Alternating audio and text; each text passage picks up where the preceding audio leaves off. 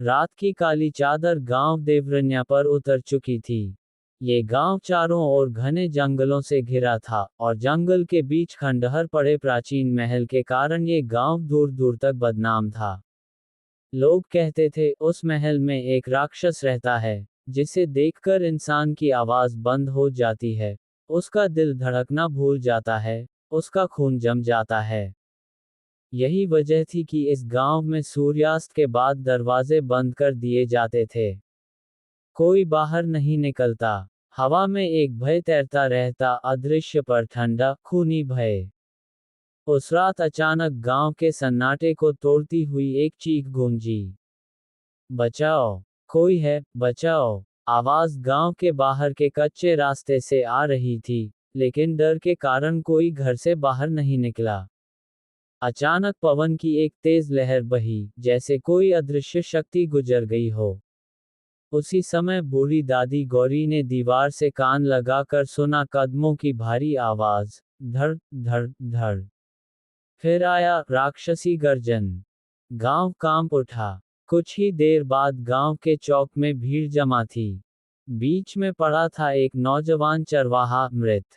शरीर आधा नीला, नाड़ी बंद, चेहरे पर डर की ऐसी छाप जैसे मरने से पहले उसने स्वयं मौत का चेहरा देखा हो। लोग डर से कांपते हुए एक दूसरे को देखने लगे। राक्षस फिर आ गया, किसी ने कांपती आवाज में कहा।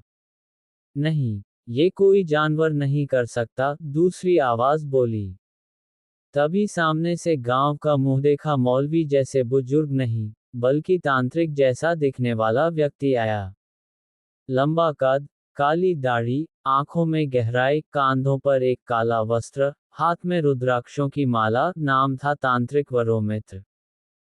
उसने मृत शरीर को देखा, कुछ देर मौन रहा। फिर बोला, ये किसी जानवर का काम नहीं, और न किसी इंसान का, ये तो अधम लौकिक शक्ति का काम है, एक श्रापित आत्मा का। लोग घबरा गए। श्रापित आत्मा? वरोमित्र बोला। हाँ, ये काम किसी साधारण प्रेत या भूत का नहीं। ये काम है एक श्रापित राजा का, जो अब राक्षस बन चुका है। गांव वाले कांप उठे। कुछ लोगों ने पीछे हटते हुए कहा, तुम कौन हो, और तुम्हें कैसे पता? तांत्रिक वरोमित्र ने धीरे से कहा, मैं यहाँ मदद करने नहीं आया, मैं यहाँ आया हूँ उसे खोजने, उस रक्तपिपासु राक्षस को, जिसे लोग सिर्फ एक नाम से जानते हैं। वह रुका। उसकी आंखों में क्रोध और गंभीरता चमक उठी। शापित सम्राट। सन्नाटा छा गया। हवा अचानक ठंडी हो गई। ये नाम शायद पहली बार किसी ने जुबान पर लिया था। गांव का माहौल भारी हो चुका था। डर हर चेहरे पर साफ दिख रहा था। मृत चरवाहे की लाश के पास खड़े तांत्रिक वरोमित्र ने एक मुट्ठी राख निकालकर शव पर छिड़की और आंखें बंद करके कुछ मंत्र पढ़ने लगा। ओम क्षण भूत निशाचर भूतेशनाथाय नमः। हवा में एक अजीब सी गंध फैल गई, राख, खून और मौत की गंध। गांव वाले सहमकर पीछे हट गए। कुछ देर बाद वरोमित्र ने आंखें खोली और धीरे से बोला, जैसा मैंने सोचा था, ये वही शक्ति है। वह लौट आया है। कौन? कौन लौटा है? गांव का मुखिया भींची मुट्ठियों के साथ बोला। शापित सम्राट, वरोमित्र ने भारी आवाज में कहा। एक ऐसा राजा, जो मरा नहीं, बल्कि श्राप बनकर जीवित है। मुखिया घबरा कर बोला, लेकिन वह यहाँ क्यों आया? हमारे गांव से उसका क्या लेना देना? वरोमित्र ने जमीन पर पड़े शव को देखा। शिकार जरूरी नहीं कि दुश्मन ही हो। कभी कभी राक्षस सिर्फ अपनी भूख मिटाने आता है। भूख? एक किसान डरकर बोला। वरोमित्र बोला, हाँ, वह इंसानों के खून और भय से शक्ति लेता है। वह अमर नहीं, लेकिन जब तक उसका श्राप नहीं टूटता, कोई उसे मार नहीं सकता। लोगों के पैरों तले जमीन खिसक गई। तभी गांव की भीड़ को चीरते हुए एक बूढ़ा आदमी आगे आया। उसका नाम था राजवंश पंडित, वह गांव का इतिहास जानने वाला वृद्ध था। उसने कांपती आवाज में कहा, नहीं, ये सच नहीं हो सकता। वह श्राप तो सदियों पहले खत्म हो चुका था। वह महल अब वीरान है। वरोमित्र ने ठंडी नजर से उसकी ओर देखा। श्राप कभी खुद नहीं टूटता पंडित जी, उसे तोड़ना पड़ता है। वरोमित्र ने आकाश की ओर देखा जैसे किसी अदृश्य सत्ता से बात कर रहा हो। ये महल कालीगढ़ कहलाता था। इसे एक क्रूर सम्राट ने बनवाया था जिसका नाम था। उसी समय हवा में ठंडी गड़गड़ाहट हुई। वरोमित्र ने वाक्य पूरा किया। सम्राट भीलकेश। नाम सुनते ही बूढ़ा पंडित जमीन पर बैठ गया, जैसे उसकी सारी हिम्मत चूस ली गई हो। गांव वाले शोर मचाने लगे। कहीं उसका नाम मत लो, वह सुन लेगा, वह नाम सुनकर जाग उठता है। लेकिन वरोमित्र चुप रहा। अचानक वरोमित्र की नजर चरवाहे के हाथ पर गई। उंगलियों पर खून जमा हुआ था, जैसे मरने से पहले उसने कुछ लिखने की कोशिश की हो। वरोमित्र ने जमीन की मिट्टी पर खून से खींची गई रेखा देखी। वहां सिर्फ एक शब्द लिखा था, द्रोह, विश्वासघात। भीड़ में कोहराम मच गया। ये किसी साधारण मौत का मामला नहीं था। ये बदले की कहानी थी, खून में लिखी हुई कहानी। वरोमित्र ने उठकर मुखिया से कहा, मुझे उस महल तक जाना होगा। मना है। सैकड़ों आवाजें एक साथ चीखी। जो वहां गया, लौटकर नहीं आया। वरोमित्र ने दृढ़ता से कहा, इस राक्षस को रोका नहीं गया तो ये गांव जल्द ही मौत का खेल बन जाएगा। कई पल खामोशी छाई रही। फिर गांव वालों ने मजबूरी में सिर हिलाया। वरोमित्र ने कहा, मुझे सिर्फ एक आदमी चाहिए जो मेरे साथ चल सके। सबने एक दूसरे की ओर देखा। कोई आगे नहीं आया। तभी भीड़ से एक आवाज गूंजी, मैं चलूंगा। सभी ने पीछे मुड़कर देखा। वह साधारण किसान नहीं था, वह किसी कुलीन वंश से लगता था। उसकी आंखों में डर नहीं, आग थी। उसका नाम था आर्यकेतु। अगले सुबह गांव पर धुंध की सफेद चादर बिछी हुई थी। तांत्रिक वरोमित्र और युवक आर्यकेतु तैयार थे। उनके हाथ में सिर्फ आवश्यक सामान और कुछ तांत्रिक मंत्रों की पुस्तकें थीं। गांव वाले दरवाजों में छुपकर उन्हें देख रहे थे, डर और आश्चर्य के मिश्रित भाव लिए। वरोमित्र ने आर्यकेतु की ओर देखा और गंभीर स्वर में कहा, आर्यकेतु, तुम्हें ये समझना होगा, ये यात्रा साधारण नहीं है।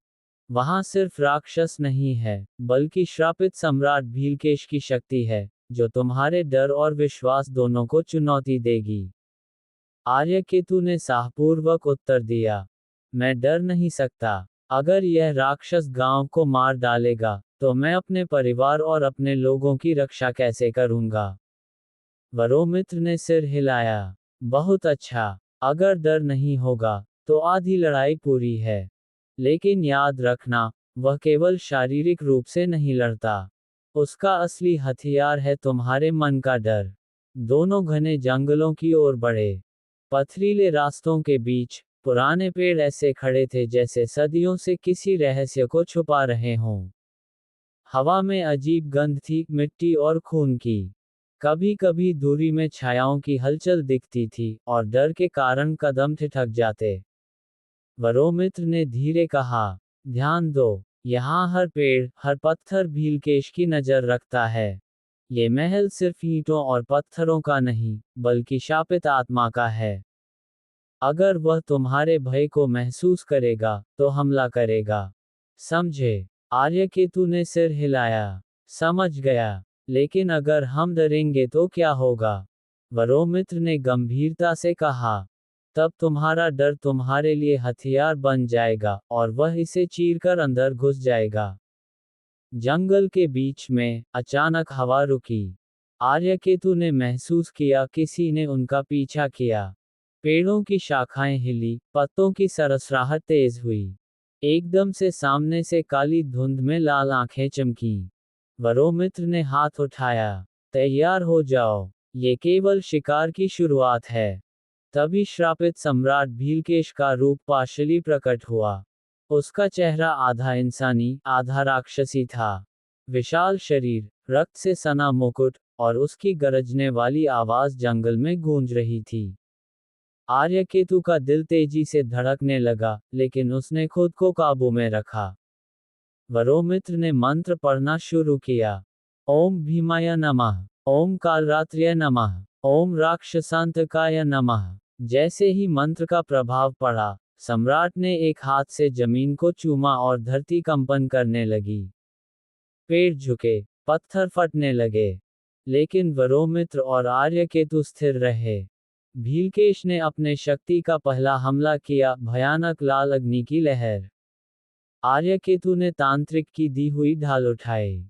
अग्नि उनकी ओर बढ़ी, लेकिन वह केवल उनके शरीर की परीक्षा नहीं थी। यह मन और साहस की परीक्षा थी। आर्यकेतु ने खुद से कहा, डर मत, ये केवल शक्ल है। डर नहीं मानूंगा। तभी अग्नि लहर अचानक ठहर गई। वरोमित्र ने उसे देखा और मुस्कुराया। पहली परीक्षा पास। याद रखो, आगे और भी खतरनाक हैं। भीलकेश केवल तभी हारेगा, जब तुम्हारा साहस उसके भय से बड़ा होगा। रात आई। दोनों ने एक छोटे से गुफा में आश्रय लिया। वो गुफा एक प्राचीन तपस्वी का आश्रम था, अब वीरान। वरोमित्र ने आर्यकेतु को समझाया, कल से आगे जो मिलेगा, वह केवल भौतिक राक्षस नहीं होगा। वह तुम्हारे अंदर के डर को देखेगा, तुम्हारे विश्वास को तोड़ेगा। अगर डर गए, तो वह तुम्हारे मन में घर कर जाएगा। आर्यकेतु ने गहरी सांस ली। मैं तैयार हूँ। चाहे कुछ भी हो, मैं हार नहीं मानूंगा। वरोमित्र ने मुस्कराते हुए कहा, बहुत अच्छा, यही मनोबल तुम्हें शापित सम्राट के सामने टिकाए रखेगा। अगली सुबह, धुंध धीरे धीरे हट रही थी। वरोमित्र और आर्यकेतु ने गुफा से बाहर कदम रखा। जंगल और अधिक घना, और वातावरण भारी हो गया। पेड़ों की शाखाएं झुक रही थीं, मानो भीलकेश की नजर हर चीज पर थी। वरोमित्र ने आर्यकेतु की ओर देखा। आज से आगे केवल तुम्हारे मन का साहस काम आएगा। उसके सामने डर को महसूस करना ही उसे शक्ति देगा। समझे? आर्यकेतु ने सिर हिलाया। समझ गया। मैं डरने नहीं दूंगा, चाहे कुछ भी हो। कई घंटे की कठिन यात्रा के बाद, उन्होंने देखा कालीगढ़ का महल। ये महल किसी साधारण ईंट पत्थर का नहीं था। विशाल किले जैसी दीवारें, टूटे हुए बुर्ज, और चारों तरफ खून और राख की गंध फैली हुई थी। वरोमित्र ने धीरे कहा, यही है कालीगढ़, भीलकेश का महल। वह हमेशा अपनी शक्ति के केंद्र में रहता है, हम इसे हर हाल में नष्ट करेंगे। आर्यकेतु ने घुटनों में शक्ति महसूस की। उसके आने की आवाज, उसे महसूस कर रहा हूं। हवा में अचानक गरज उठी। पेड़ों की शाखाएं हिली। भीलकेश ने अपनी पूर्ण शक्ति दिखाने की शुरुआत कर दी। उसका शरीर अधूरा दिखाई दे रहा था, पर उसकी भयानक लाल आंखें हर चीज को झकझोर रही थीं। वरोमित्र ने मंत्र पढ़े। ओम भीमाय नमः, ओम कालरात्र्य नमः, ओम राक्षसांतकाय नमः। जैसे ही मंत्र पूरा हुआ, महल की खिड़कियों से भयानक रोशनी निकली, और चारों तरफ हवा में भूतिया चीखें गूंज उठीं। भीलकेश ने अपने विशाल हाथ से झटका मारा, धरती हिल गई, पत्ते गिरने लगे। आर्यकेतु ने तांत्रिक द्वारा दिए गए रक्षा ताबीज को हाथ में दबाया। आग की लपटें उसके चारों तरफ चक्रीय हो रही थीं। वरोमित्र ने कहा, ध्यान दो, वह केवल शक्ति नहीं दिखा रहा। वह तुम्हारे डर को देख रहा है, उसे खाने की कोशिश कर रहा है। आर्यकेतु ने अपनी आंखें बंद की। डर नहीं, मैं डर नहीं मानूंगा। जैसे ही उसने मन से यह कहा, भीलकेश का हमला अचानक धीमा पड़ गया। वरोमित्र ने मुस्कुराया। बहुत अच्छा, यही उसकी कमजोरी है। वह केवल डर खाकर जीवित है। यदि तुमने डर को हराया, तो वह कमजोर होगा। भीलकेश ने गरजते हुए कहा, उसकी आवाज जंगल में गूंजती। आर्यकेतु, तुम्हारे साहस की परीक्षा अब शुरू होती है। जो डरता है, उसका अंत निश्चित है।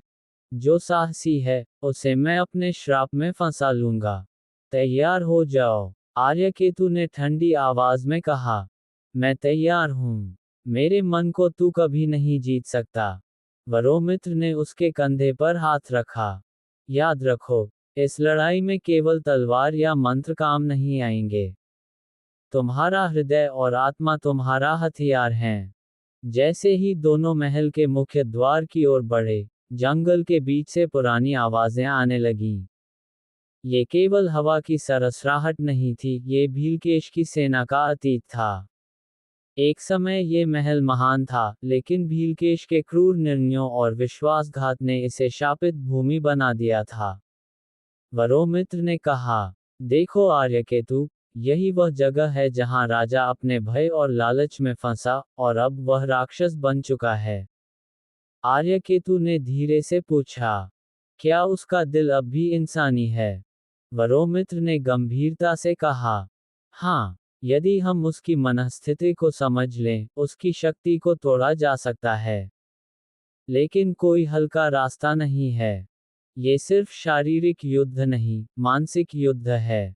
वरोमित्र और आर्यकेतु महल के विशाल द्वार तक पहुंचे। द्वार पुराने और टूटे हुए थे, लेकिन उनमें छुपी असाधारण शक्ति को महसूस किया जा सकता था। ज्यों ही दोनों ने कदम रखा, हवा अचानक ठंडी और भारी हो गई। सन्नाटा, केवल उनकी सांसों की आवाज और दूर से गूंजती भीलकेश की गर्जन। वरोमित्र ने मंत्रोच्चारण शुरू किया। ओम भीमाय नमः, ओम कालरात्र्य नमः, ओम राक्षसांतकाय नमः। जैसे ही मंत्रों की लहर महल में फैली, दीवारों से छायाएं बाहर निकली, पुराने सैनिक, दास और भूतपूर्व राज दरबारियों के चित्र जैसे जीवित हो उठे। आर्यकेतु का दिल तेजी से धड़कने लगा। वरोमित्र ने उसके कान में धीरे कहा, तैयार रहो। यहाँ हर दृश्य भीलकेश की मानसिक शक्ति का हिस्सा है। ये केवल दिखावा नहीं, वह तुम्हारे मन का डर देख रहा है। महल के भीतर कदम रखते ही उन्हें एक बड़ा हॉल दिखाई दिया। हॉल में धूल और खून बिखरा था। दीवारों पर अजीब लाल रंग की रेखाएं खून से खींची हुई थीं। ये पुराने विश्वासघात और युद्धों का निशान था। अचानक हॉल के बीच से आवाज गूंजी, आर्यकेतु, तुम सच में मेरे सामने खड़े हो? आर्यकेतु ने कंधे सीधा किया। हाँ, मैं डरने नहीं आया, मैं तुम्हारे डरावने खेल को समाप्त करने आया हूँ। हॉल की दीवारों से अचानक भीलकेश की आकृति प्रकट हुई। उसका चेहरा इंसान जैसा था, लेकिन आंखों में अत्यंत क्रूरता और लाल रंग की आग जल रही थी। उसके चारों ओर सांसें और डरावनी चीखें घूम रही थीं। वरोमित्र ने धीरे कहा, देखो आर्यकेतु, यही वह शक्ति है जिसे मैं बार बार बता रहा था। ये केवल शारीरिक हमला नहीं है। ये तुम्हारे डर, अपराधबोध और शक को खाने आया है। अगर डर गए, तो हार निश्चित है। आर्यकेतु ने अपनी छाती में हाथ रखा। मैं डरने नहीं दूंगा। मेरे गांव, मेरे परिवार और मेरे साहस की रक्षा करूंगा। भीलकेश ने अपने विशाल हाथ से हॉल के बीच की दीवार को चूमा। अचानक भयानक लाल ऊर्जा बाहर निकली। दीवारें और फर्श हिलने लगे। खून और राख का धुंध चारों तरफ फैल गया। आर्यकेतु ने तांत्रिक वरोमित्र की दी हुई सुरक्षा माला को अपने चारों ओर घेरा। वरोमित्र ने मंत्र पढ़े, ओम भीमाय नमः, ओम कालरात्र्य नमः। जैसे ही मंत्र पूरे हुए, भयानक ऊर्जा अचानक ठहर गई। आर्यकेतु ने महसूस किया, भीलकेश केवल उसके डर का परीक्षण कर रहा था। वरोमित्र ने कहा, शाबाश, यही उसकी कमजोरी है। उसका असली शक्ति तुम्हारे मन में है। यदि तुम डर को जीत गए, तो वह कमजोर होगा। आगे और भी कठिन परीक्षाएं हैं। भीलकेश ने अपनी पूरी शक्ति दिखाई। उसका स्वर गूंज उठा, आर्यकेतु, तुम्हारे साहस की परीक्षा अब शुरू होती है। जो डरता है, उसका अंत निश्चित है। जो साहसी है, उसे मैं अपने श्राप में फंसा लूंगा। तैयार हो जाओ। आर्यकेतु ने ठंडी आवाज में कहा, मैं तैयार हूँ। मेरे मन को तू कभी नहीं जीत सकता। वरोमित्र ने उसके कंधे पर हाथ रखा। याद रखो, अब तुम्हें केवल शारीरिक शक्ति से नहीं, बल्कि अपने साहस और आत्मा से लड़ना होगा। ये लड़ाई अभी शुरू हुई है। महल का हॉल गूंज रहा था। भीलकेश की गर्जनें दीवारों से टकराकर पुनः लौट रही थीं। वो केवल एक इंसान नहीं रह गया था, उसका शरीर आधा इंसानी, आधा दैत्य बन चुका था। उसकी आंखें लाल और आग जैसी जल रही थीं। शरीर से अजीब अंधेरा धुंध निकल रहा था, और चारों ओर छायाओं की सेना घूम रही थी, पुराने सैनिक और राज दरबारी, जिन्हें उसने अपने विश्वासघात और लालच की वजह से शापित कर दिया था। वरोमित्र ने आर्यकेतु से कहा, तैयार हो जाओ, अब तुम्हें केवल डर का सामना करना नहीं है, तुम्हें भीलकेश की पूरी शक्ति देखनी होगी। आर्यकेतु ने सिर हिलाया और अपने भीतर साहस जगाया। मैं डरने नहीं दूंगा, मेरे गांव, मेरे परिवार और मेरी आत्मा की रक्षा करूंगा। भीलकेश ने अपने हाथों से हवा चीर दी। हवा में भयानक लाल अग्नि और काली छायाएं फैल गईं। शेर की तरह उसकी दहाड़ें जंगल और महल में गूंज रही थीं। अचानक, हॉल की दीवारें आर्यकेतु के सबसे बड़े डर की झलक दिखाने लगीं। उसके परिवार का नुकसान, गांव का विनाश, अपने परिजनों की हत्या। आर्यकेतु कांपने लगा। वरोमित्र ने उसे फटकारते हुए कहा, ध्यान रखो, ये केवल भीलकेश की मानसिक शक्ति है। अगर डर गए, तो हार निश्चित है। आर्यकेतु ने गहरी सांस ली और अपने भीतर कहा, मैं डरने नहीं दूंगा, ये केवल भ्रम है, ये केवल शक्ति का खेल है। जैसे ही उसने ये कहा, छायाएं कुछ हद तक फट गईं। भीलकेश ने महसूस किया, उसने मन का डर नहीं पाया। भीलकेश ने अपनी पूरी शक्ति लगाई। उसका विशाल हाथ हॉल के बीच से धरती को छूता हुआ आया। लेकिन इस बार, आर्यकेतु और वरोमित्र ने एक जाल तैयार किया था। वरोमित्र ने मंत्र पढ़े, ओम भीमाय नमः, ओम कालरात्र्य नमः, ओम राक्षसांतकाय नमः। जैसे ही मंत्र का प्रभाव हुआ, भीलकेश की शक्ति संकोच करने लगी। उसका शरीर धुंध में छिपने लगा, और आग की लाल आंखें थोड़ी मंद हो गईं। वरोमित्र ने कहा, याद रखो, आर्यकेतु, यही उसका कमजोर बिंदु है। उसका असली शक्ति तुम्हारे डर को खाकर बढ़ती है। अगर तुम साहस दिखाओगे, तो वह कमजोर होगा। अब अंतिम लड़ाई के लिए तैयार हो जाओ। आर्यकेतु ने तलवार और ताबीज हाथ में लिए। वरोमित्र ने उसके कंधे पर हाथ रखा और कहा, याद रखो, ये लड़ाई केवल शारीरिक नहीं है, यह मानसिक और आत्मिक युद्ध है। तुम हारोगे नहीं, अगर अपने साहस को बनाए रखोगे। आर्यकेतु ने सिर हिलाया, मैं तैयार हूँ। चाहे कुछ भी हो, मैं शापित सम्राट को हराकर गांव को बचाऊंगा। महल के हॉल में गूंज रही गर्जनें दोनों पक्षों के साहस और शक्ति की गवाही दे रही थीं। आर्यकेतु और वरोमित्र ने अपने आप को पूरी तरह तैयार कर लिया। भीलकेश ने विशाल शरीर को आगे बढ़ाया, उसकी आग जैसी आंखें चमक रही थीं। हर कदम पर भूतपूर्व सैनिकों और दरबारियों की छाया उसके चारों ओर घूम रही थी। वरोमित्र ने धीरे से कहा, आर्यकेतु, याद रखो, उसका वास्तविक शक्ति तुम्हारे डर में छुपी है। यदि डर नहीं दिखाओगे, तो वह कमजोर होगा। अब बस अपने साहस और आत्मा का उपयोग करो। आर्यकेतु ने गहरी सांस ली, तलवार कसकर पकड़ ली और मन में सोचा, मैं डरने नहीं दूंगा। ये महल, ये राक्षस, कुछ भी मुझे रोक नहीं सकता। मैं अपने गांव, अपने परिवार और अपने लोगों की रक्षा करूंगा। भीलकेश ने अपने विशाल हाथ से आग की लहर छोड़ी। लेकिन इस बार आर्यकेतु ने वरोमित्र के बताए मंत्र और तलवार का संयोजन इस्तेमाल किया। ताबीज से निकलती ऊर्जा ने भीलकेश की आग को रोक दिया, और आर्यकेतु ने सीधा हमला किया। भीलकेश की गर्जनें अब चिल्लाहट में बदल गईं, क्योंकि उसकी शक्ति धीरे धीरे कम हो रही थी। उसने अपनी लाल आंखों से आर्यकेतु को देखा और गरजते हुए बोला, तुम साहसी हो, लेकिन ये केवल शुरुआत है। आर्यकेतु ने स्थिरता बनाए रखी। अब तुम्हारा श्राप समाप्त होगा। मैं डर नहीं मानूंगा। वरोमित्र ने मंत्रोच्चारण तेज किया। ओम क्षण भूत निशाचर भूतेश नाथाय नमः, ओम राक्षसांतकाय नमः। मंत्र की शक्ति से महल में प्रकाश फैल गया। भीलकेश की छाया टूटने लगी। उसका शरीर धीरे धीरे मानवीय रूप में लौटने लगा। आंखों से लाल आग मिट गई और हॉल में शांति की लहर फैल गई। आर्यकेतु ने देखा, भीलकेश अब केवल इंसान था, थका हुआ और पछताया हुआ। वरोमित्र ने कहा, शाबाश, यही शक्ति है साहस की। डर को हराओ और आप न केवल अपने गांव को बचाते हो, बल्कि पुराने श्राप को भी समाप्त करते हो। महल से बाहर आने पर गांव वाले चौंक गए। भीलकेश अब राक्षस नहीं था, वह पछतावा करता हुआ इंसान बन चुका था।